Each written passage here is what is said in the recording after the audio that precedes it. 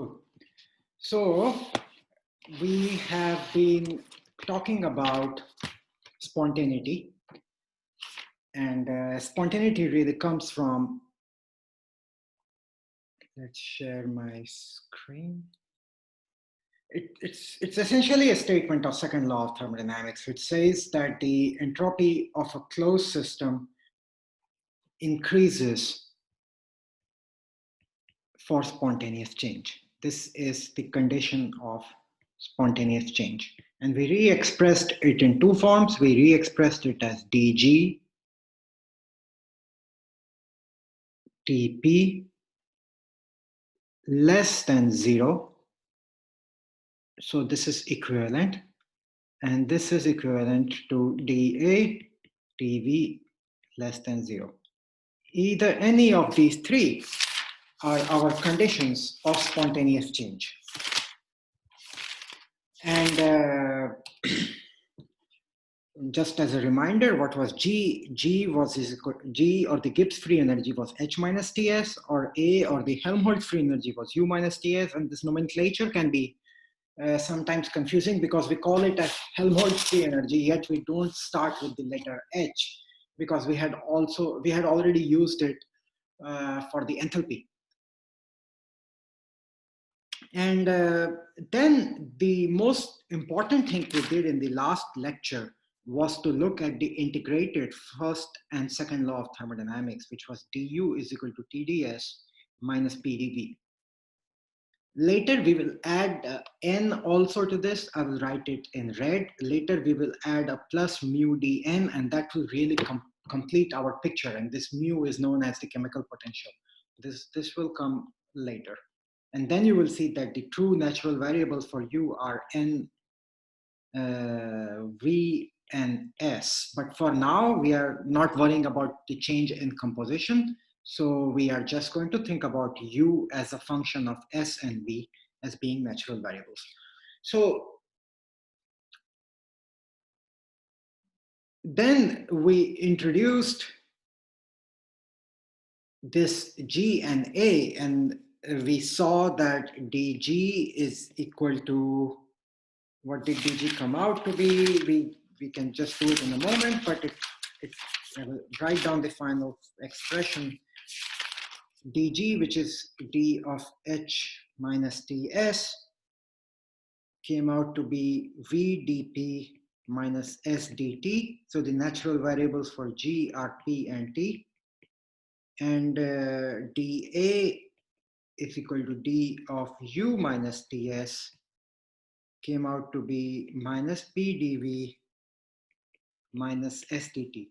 Therefore, A is v and t. So, and then we introduced Maxwell relations, the idea being that if dA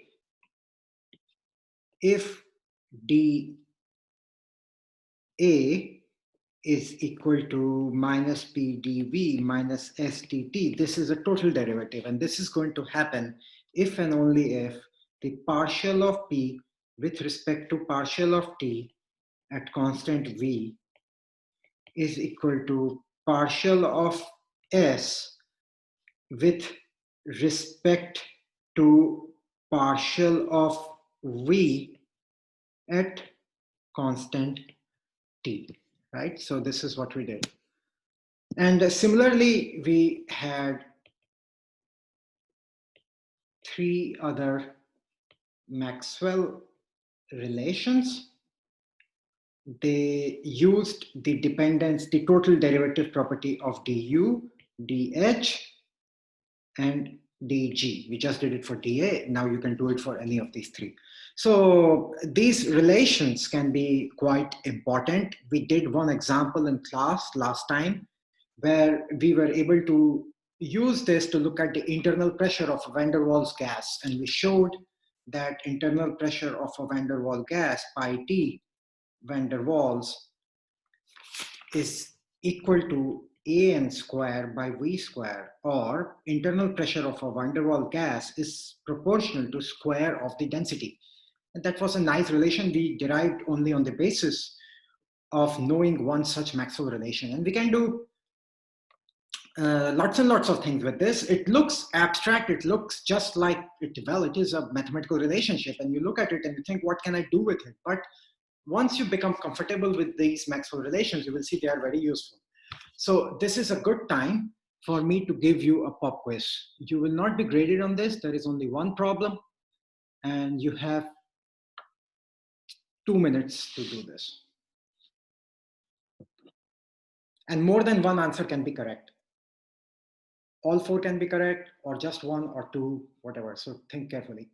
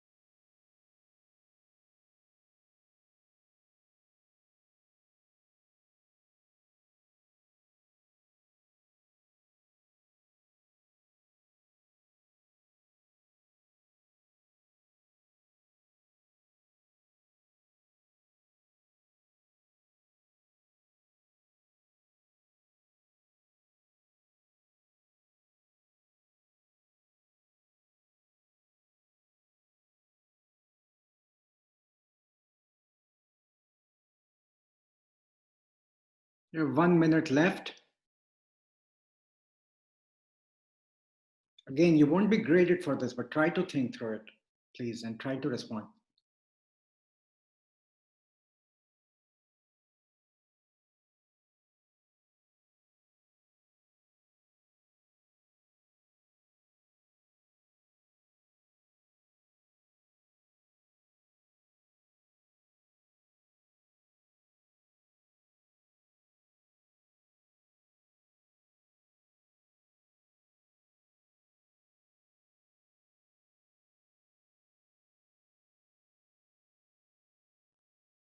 Twenty seconds left.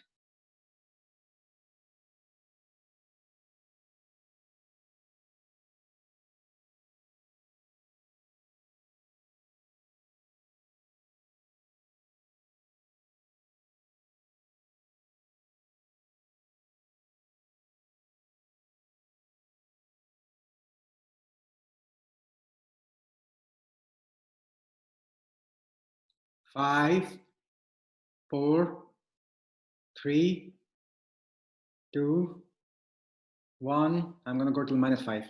0, -1, -2, -3, -pi, -4, -5. All right.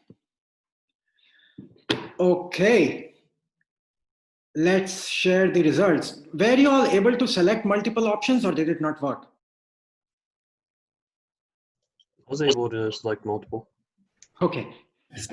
The true answer is both B and C are correct, because saying something is proportional to ln of V square is the same as saying it is proportional to ln of V. And let's see, how do we do that? So what's the idea here? We have an ideal gas. So my screen sharing froze. So most of you did get it right. 64%, 75% of you, 75, 97, yeah. Well, around 64, 65% of you got it right. That's quite good.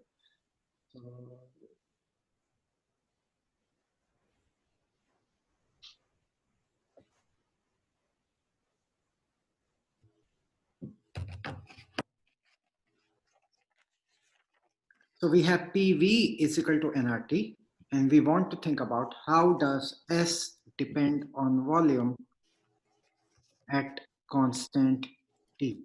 By the way, this is exactly the type of practice problem that you should be comfortable with. These type of problems will be there on the final exam. This level of a physical statement, which in order to prove which you have to go through some amount of math.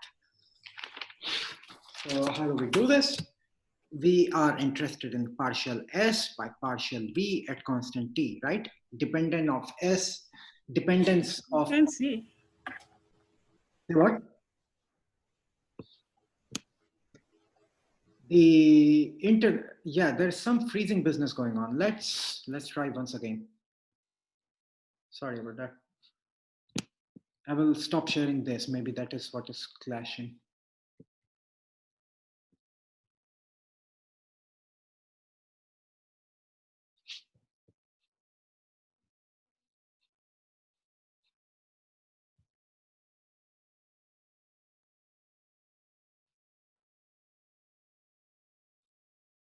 Sorry about that.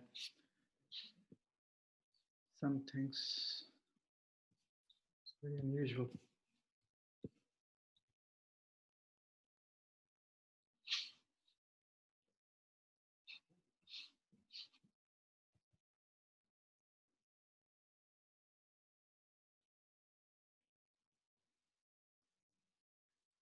Unable to connect. It's very strange.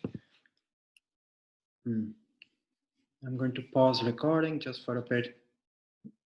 It's amazing that it happened only once this semester so far, hopefully not again. So we have to calculate partial S by partial V at constant T, right? That's what we have been asked for. We want to figure out how does S depend on volume at a given temperature. But we are also given the Maxwell relation. I provided it to you here as a hint. Normally this won't be given. You will have to figure out which Maxwell relation to use. So partial V by partial P by partial T at constant V. So, and now we can use P from the ideal gas law. This is nRT by V by partial T at constant V. And this is going to be nR by V. So we have just shown that partial S by partial V at constant T is equal to nR by V. Therefore, at constant temperature, we can say ds is equal. You're frozen again. Yeah, there is some internet issue going on. This is really good.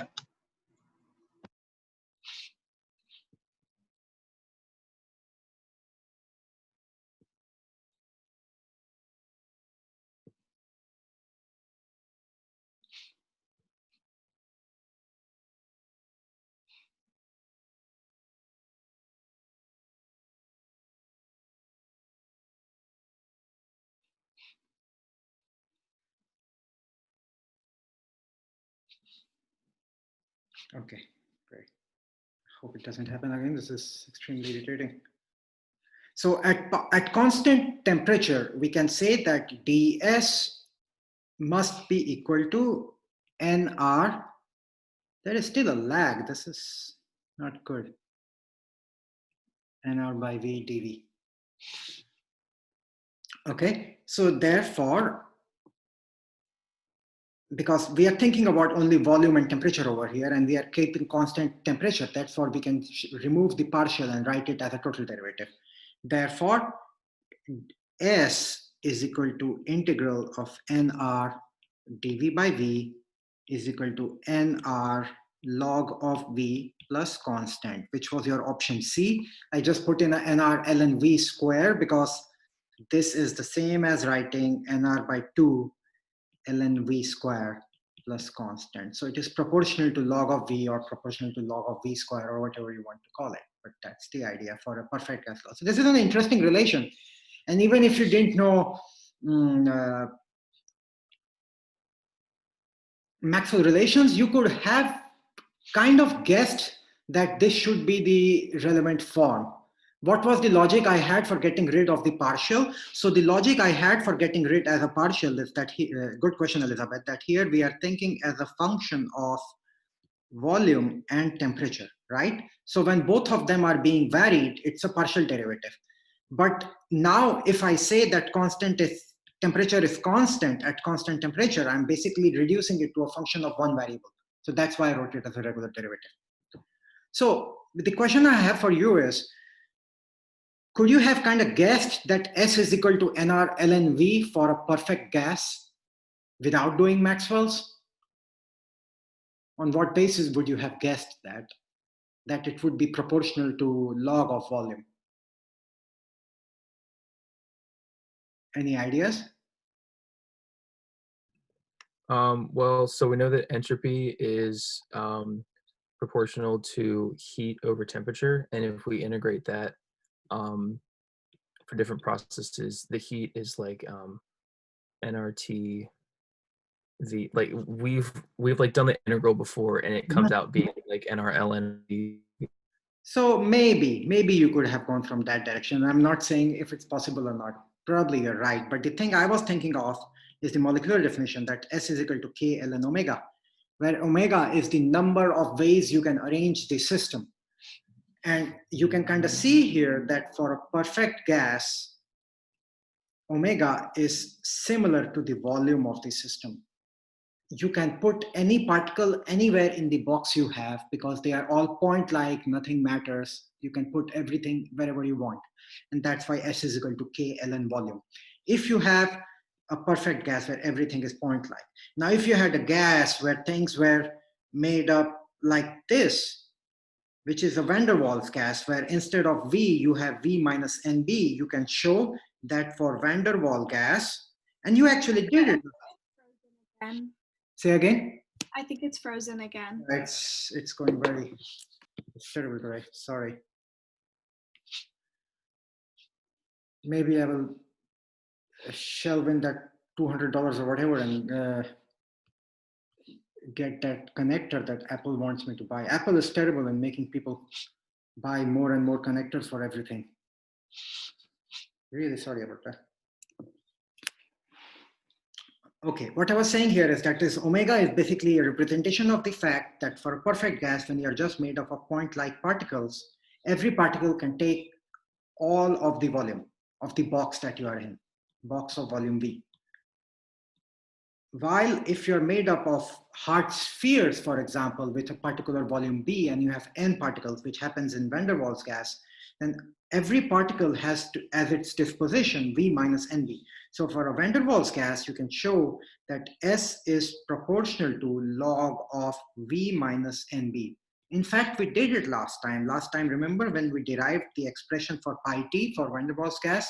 This is exactly what we used last time. So it kind of hopefully gives you some intuition into what is this omega in the molecular interpretation. We did not really go into it, but there are connections. You could have derived it from that basis too. So this was just to show you an example of how these Maxwell relations can be useful. Primarily, they are very useful is because you can do an experiment in one condition and calculate, you can do an experiment keeping something constant and you can talk about some other condition. You can manipulate, because we had these partial derivative switching, right? We used what happens at constant t and related it to what happens at constant v. Isn't that wonderful, right? For whatever reason, maybe you can only control the temperature, but you want to figure out what happens if the control variable was volume. You can use your Maxwell relations and figure it out. So what I want to do next is let's become friends with G, the Gibbs free energy. So let's look at it in a few different ways and see what we can say about it. We will not be doing this level of detail for the Helmholtz energy because similar ideas apply, and Atkins also does it just for G, so I'm going to do it only for G. Atkins has a 3-page section, and that's what I'm basically mirroring over here. And as we know, the natural variables for G are temperature and pressure. That's another reason to do G first, because for a variety of experiments, if you don't have a container which is really tightly designed and can handle any pressure and thereby be at constant volume, it's natural to carry out experiments under constant temperature and pressure, right? Because the Earth's atmosphere is already enforcing it for us. Your chemical reaction, if you do it in an open beaker, it is almost certainly constant temperature and pressure. Many things in material science happen to be constant temperature and pressure. And in fact, this G plays a huge role later when we go to phase diagrams. And most of the phase diagrams that we will look at will be under pressure and temperature conditions, and sometimes composition, often composition. So we are going to become friends with this G of T comma P. And let's see what we can talk about. And in fact, if it all sounds abstract, I'm going to ask you a question, which is the opposite of abstract, which is something you have always assumed, and I want you to help me understand why do you think that is true. So the observation that I'm raising for you, this puzzle that I'm raising for you, is as follows. We know that at 0 temperature, most things are solid, or at very, very cold temperature, almost everything is solid. Why is it that when we increase the temperature, we have solid going to liquid, going to gas? Why is this the direction of spontaneous change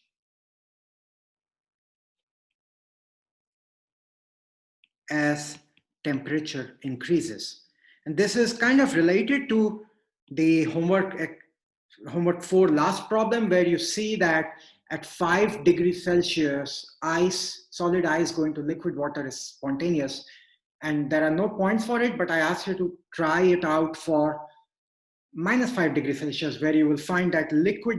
So you will find that at 5 degrees Celsius, solid ice going to liquid water is spontaneous, while at -5 degrees Celsius, liquid water going to solid ice is spontaneous. The direction changes. But I'm asking you an even broader, more generic question. This is something we take for granted, right? You heat something, it becomes a liquid, and you heat it further, it becomes a gas. Why is this the direction of spontaneous change? Why is it that for almost any material that we know of, you don't have solid going to gas, then going to liquid? Can anyone answer this puzzle for me? And I'm sure you all know this is true, but why?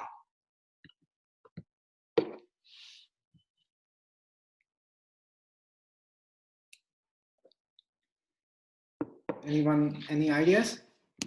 You can just write it down in Zoom chat or unmute yourself.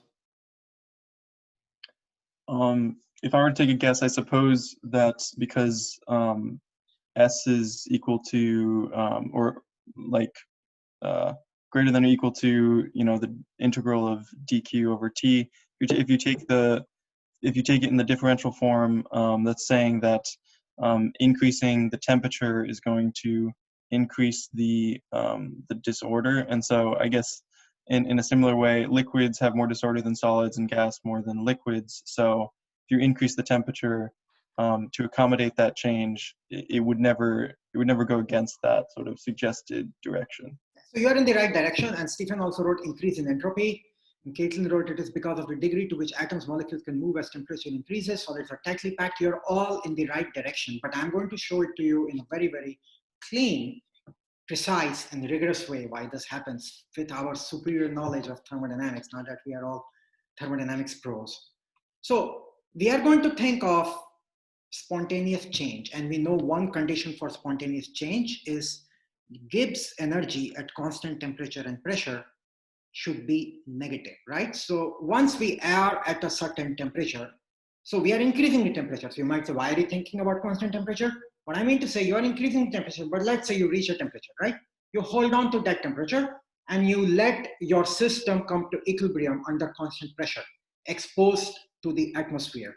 So we know that this is the direction of spontaneous change. So let's see what we can talk. Yeah, it's frozen again, terrible. Let's see what we can talk about this.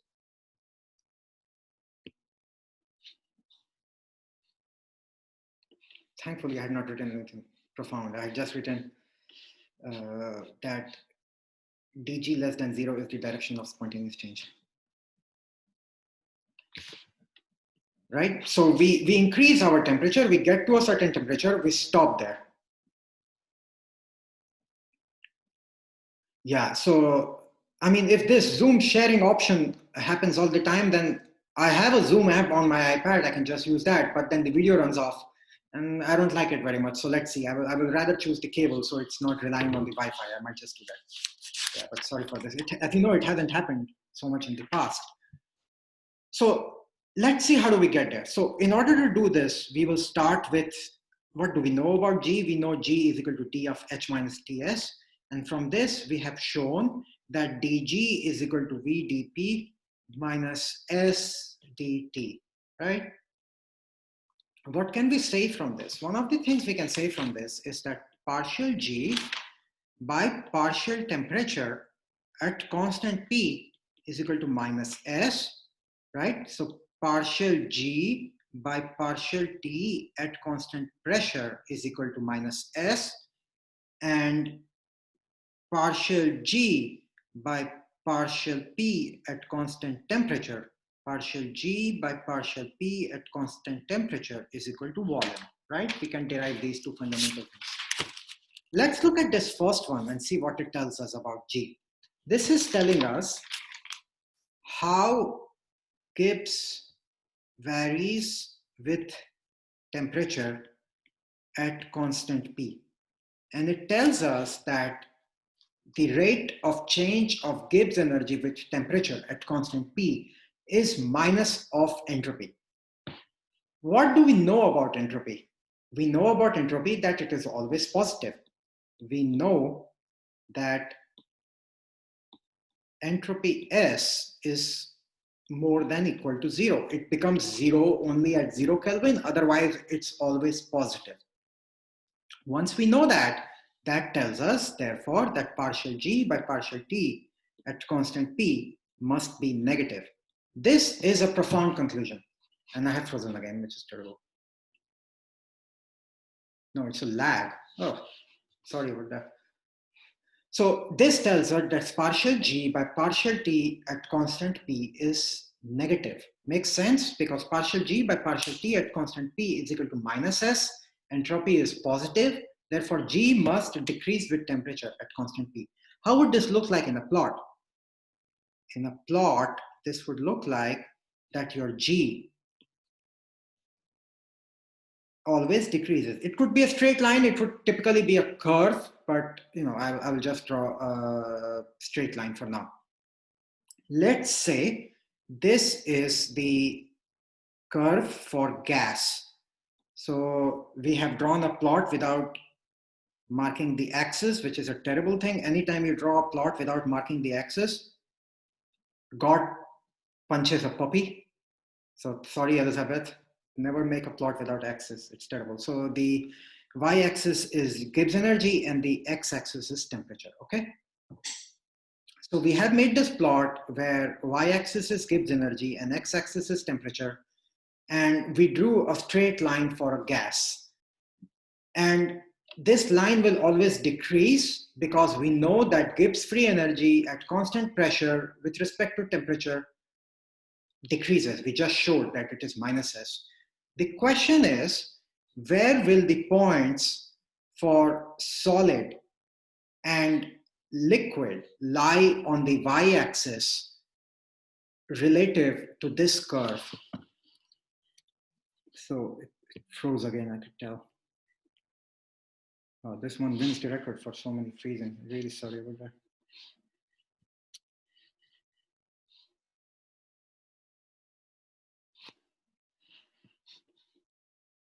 So I drew a curve. This is for gas. Now I'm asking you is where should the solid point and the liquid point lie on the y-axis at 0 temperature? So this is 0 temperature. At 0 temperature, which material, which phase of matter, solid, liquid, or gas, should have the highest Gibbs energy? Anyone wants to answer that?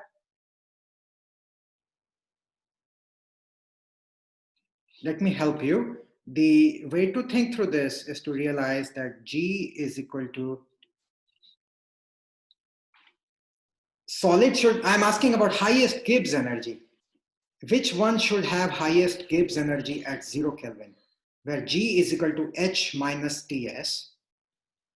When you say highest Gibbs, do you mean like highest negative or highest like closest to positive? No, not negative, actual value. So I'm not, forget about, I'm not taking absolute sign. I'm talking about the number G. So we know G is equal to H minus Tf, which is U plus PV, and we have 0 Kelvin, right? So we can ignore the Tf term. This is 0. So we are talking about U plus PV. So you can see that first of all, V gas is going to be more than V liquid is going to be more than V solid. This is something we know. Gas tends to take much more volume than liquid or solid. So as per this argument, if there was no U, then at the same pressure, the volume for a gas is more than the volume for a liquid is more than the volume for solid, right? So as per this argument, the gas should be higher than solid. The gas should be higher than liquid, which should be higher than solid. But we haven't yet looked at U. Same idea applies to U. U gas should be more than U liquid, should be more than U solid. Why? As per this very argument, because think about our potential energy curve. Our potential energy curve looks something like this, U versus R. This is our potential energy curve. And if you have higher volume, it means that gas, the intermolecular separation will be somewhere here. Liquid, the intermolecular separation will be somewhere here. And solid, the intermolecular separation will be somewhere close to the equilibrium. So even as per this argument, you can see that U gas should be more than U liquid, should be more than U solid. Similarly, V gas should be more than V liquid, should be more than V solid. Therefore, this what I wrote here is wrong. Solid cannot be higher than liquid. Liquid is going to be higher than solid. So our curves will start with liquid somewhere over here and solid somewhere over here. So we know our starting point, and it's not a very trivial argument. We had to go through all of this on the right side over here to justify where will things lie on the y-axis. And if you had not justified correctly, you would have reached a wrong conclusion. So that's fine. And we know all three of them are going to decrease, right? Because the entropy is positive for everything. However, what do we know about the entropy of a gas with respect to, so water must have a funky looking U of R curve because we saw it, oh, water is a beast. Water has a very crazy behavior between -4 degrees Celsius and 0 degrees Celsius, right? Maybe I will have a paper on that in the second midterm for that you can pick and read. Water is very complicated. Figuring out the right interatomic potential for water is a multi-million-dollar industry. I'm not exaggerating. It is literally a more than $100 million industry for drug design and applications like that. People still fight over it. And maybe I will, if you remind me on Slack, I can post some stories about the wars that have been fought over the U of R for water and the way bizarre things that can happen due to taking the wrong U of R. It's another story. So water is funky. Yeah, water is just funky outright. And yet it's everywhere, which is so strange. So the question is, which one of these will have the steepest curves? We know that the rate of change of Gibbs energy with respect to temperature is given by entropy. And we know that the entropy for gas is much higher than the entropy for liquid, which is much higher than the entropy for solid, right? How do we know that? That's kind of hard to prove, but if you use the fact that we looked at the molecular definition, that S is equal to K log omega, in other words, that actually this is something we can think about a bit more carefully. It's not really a casual, my screen had again frozen. It's like if I don't write, it also freezes. There's a lag. So in this curve, I'm asking you, what can we say about S of, why on earth did it freeze again? This is really terrible.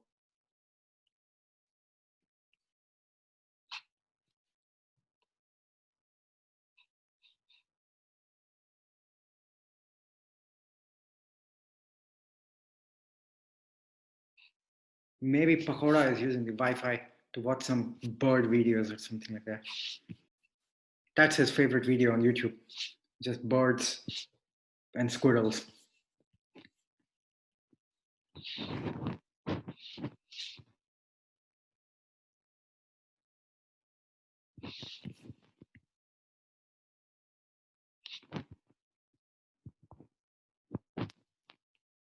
Really sorry.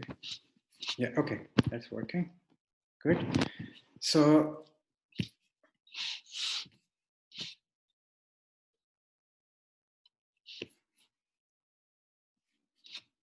Okay, I'm going to try once more. And if it really just does that, then we will stop the class today and just meet next time until I've really sorted this out. But this was very unpredictable that something like this would happen. So I'm making the claim that S of gas is more than S of liquid, is just more than S of solid. There are two ways to understand this. One way to understand this is that S is equal to K log omega, the number of ways you can arrange this system. And as we saw, that for a perfect gas, S is proportional to log of volume. So with a gas, we have lots of space to move around. Things can go anywhere. So the entropy is higher. Less so for a liquid, even less so for a solid. Solid, everything is arranged. The molecules cannot move everywhere. So that's one justification. Another justification is to think about ds is equal to dq reversible by t. And there we showed that this means that S is equal to S naught plus integral Cp dt, right? So as we keep increasing the temperature, Cp is positive. Cp is positive. Therefore, as we keep increasing the temperature, entropy rises. So in general, through this, I'm trying to make the argument that the entropy for gas is more than entropy for liquid, which is more than entropy of solid.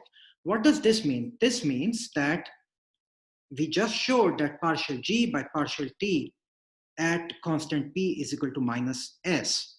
So this means that if we go back to our plot, I'm going to draw it here again. We had our curve for gas, right? So this is G and this is temperature. And then we had our curve for liquid, which will start somewhere over here. And then we had our curve for solid, which will start some over here. So this is solid. This is liquid. And this is gas. So, and we just showed that S gas is more than S liquid is more than S solid. What does this mean? This means that the gas free energy curve will drop the sharpest. That one has the sharpest decline. The liquid one is not going to, so you cannot draw a liquid curve that looks like this. Does everyone agree that this makes sense? This makes sense because if this was true, this would mean that the rate of change of free energy for a liquid with respect to temperature is more, it's more negative than that for gas. That's not going to happen. So what does this mean? This means that the liquid one must look something like this. Similarly, actually, let me draw it in a bit nicer way. Look something like this. And the gas one is going to look, I need to draw this plot more carefully or my things won't be the way I want them to be. I have to be careful. Let's try to read all this. I didn't do a very good job here. So we agree with this. Gas over here, I'm going to erase this one. So let's actually start in the opposite way. Let's start with solid. We know that solid is the lowest over here and its entropy decreases its free energy decreases very slowly. How do we know that? Because the rate of change of free energy with respect to temperature is minus S and S is the smallest for solid. So the solid one is kind of going to look like a boring curve, which is slowly decreasing, very slowly. It's going to look something like this. There comes liquid, which is winning, quote unquote, at 0 Kelvin, actually losing because its free energy is higher at 0 Kelvin, but it drops sharper, right? So liquid will come and intersect it at some temperature and go like this. Then comes gas, which is even higher at 0. Yeah, this was a better way to draw it. Then comes gas, which is even higher at 0 temperature. So at 0 temperature, gas is even higher. But now we know that it falls even sharper. It's not constant, Noel. The point being that S solid is so much smaller than S liquid, is so much smaller than S gas, that relative to these two, the green curve kind of decreases very, very slowly. So let me if this is giving you the impression that it is solid, let me make it clearer. It goes something like this, very slowly. Okay, the change is not very prominent relative to liquid and relative to gas. The gas one at the same time is going to look like it goes and it intersects all of two because it drops the sharpest. So now we can go and talk about which material will exist, which phase will exist at which temperature. What do we know about these, or which is the direction of spontaneous change?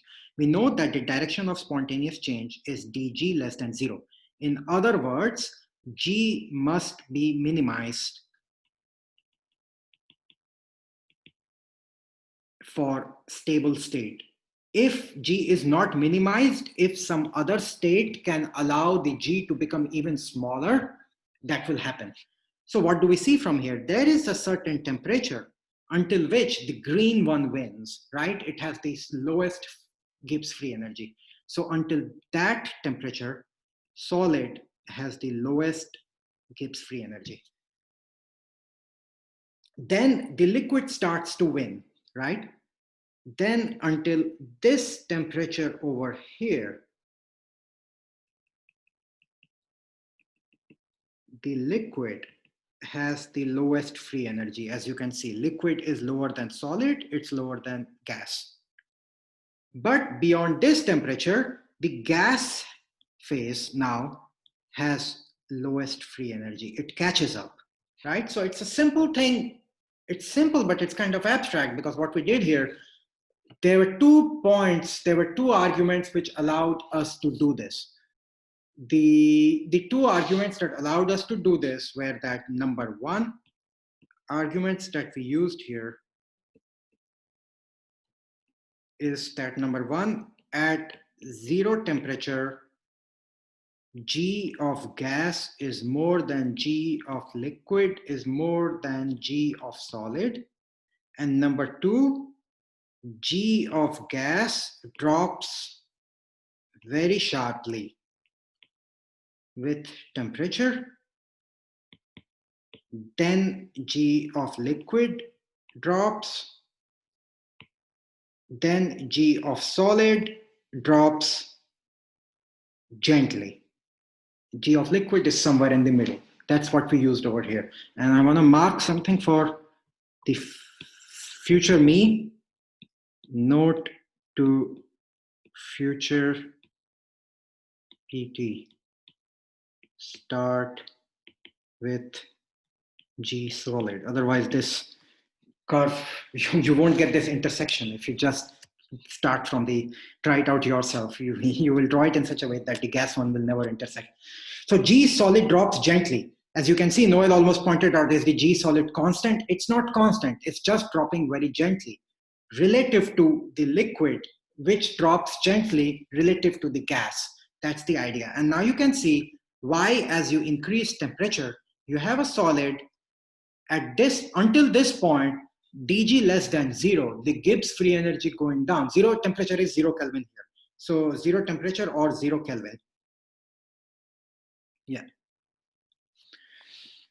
So at 0 temperature, solid is more stable. It continues to go down, but at some temperature, the liquid catches up. And at this point, until these 2 temperatures, the Gibbs energy goes down if you go from liquid to solid. Gas is out of the question. Gas is way up higher. But then gas starts to catch up. The reason it catches up is because all 3 of these have their Gibbs free energy going down, and at some point it catches up. So these type of intersections are quite important. This is the first time we saw this. We have basically used G to talk about a phase transition. This is our first introduction to phase transition.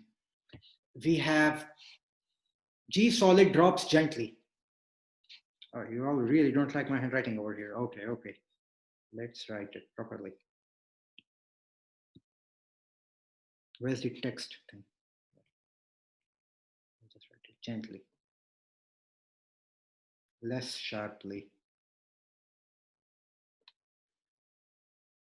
Grape. G solid drops grape.